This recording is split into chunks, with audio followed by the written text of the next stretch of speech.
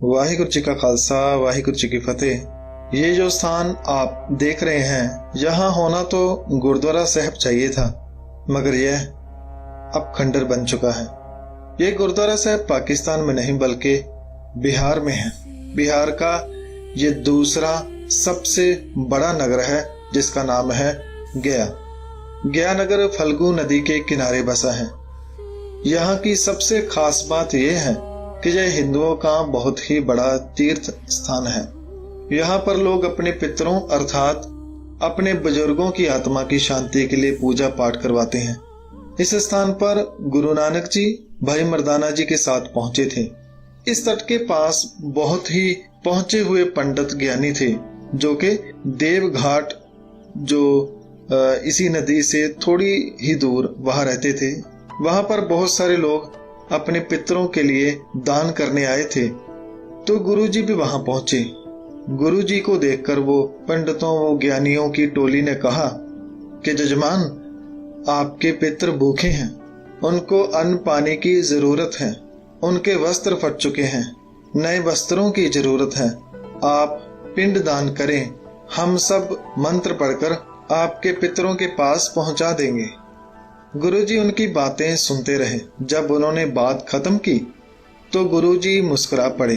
गुरुजी के मुस्कुराते ही सबके चेहरे ऐसे हो गए जैसे उनकी कोई चोरी पकड़ी गई हो। गुरुजी ने मुस्कुराते हुए कहा कि आप लोग क्यों धोखेबाज और ठग बने हुए हैं, और जो आपने इतनी बातें जो अभी बताई हैं, जो अभी कही हैं, ये सब बिल्कुल ही मूर्खों जैसी बातें हैं। और दूसरी बात, मरे हुए इंसान को खुराक की जरूरत नहीं होती। जब जीवित मनुष्य थोड़ा सा बीमार होता है तो उसी समय वो खाना पीना छोड़ देता है, लेकिन जब उसका शरीर ही नहीं, जब उसका पेट ही नहीं, तो उसे भूख आप बताओ कैसे लगेगी। आपकी ये बात कि उसे भूख लगती है, ये बिल्कुल ही झूठ है, पाखंड है। तीसरी बात, जब मैं यहाँ आया आपने आते ही मेरे पितरों के बारे सब बता दिया कि वो भूखे हैं, उनके पास वस्त्र नहीं है। आप बताइए कि आपको कैसे पता कि मेरे पितर कौन हैं, और अगर पता भी है तो वो कहाँ हैं? आप कैसे इस छोटी सी धरती पे बैठ के बता सकते हैं कि वो कहाँ हैं? ऐ साधु संतो, उस मालिक के बनाए हुए ब्रह्मांड में हजारों ही धरतियां हैं, वो कहाँ है वो केवल परमात्मा ही जानता है, आप लोग नहीं। और चौथी बात, आप मेरे पितरों की छोड़े, क्या आपको मेरा मालूम है कि मैं कौन हूँ, किस स्थान से आया हूँ? सब चुप थे। गुरुजी ने कहा कि आप तो मेरे बारे में भी नहीं जानते, तो मेरे पितरों के बारे में बताओ, आप क्या बताओगे? गुरु नानक जी ने कहा कि आपको साधु संत भी कैसे कहूँ, आप तो ठग हैं जो दूसरों की दौलत अनाज को झूठी बातें करके ठगते हैं। गुरुजी ने समझाया कि ज्ञान की बातें करने से ज्ञानी नहीं हो जाता, उस ज्ञान को जीना पड़ता है, तभी असल में ज्ञानी होता है। गुरुजी ने उनको समझाया कि इस पाखंड से बाहर निकलिए, अपनी मेहनत की कमाई करें। असल जो रस है उस मेहनत की कमाई में है, उस मालिक की बंदगी में है। अगर हम अपना आज संवार लें तो कल अपने आप सुधर जाएगा। दूसरों का धन खाना बंद करो, सच की राह पर चलो। गुरुजी ने वहां उनको उपदेश दिया, और लोग कहते हैं फिर उसी स्थान पर उस दिन के बाद सच का प्रचार शुरू हुआ।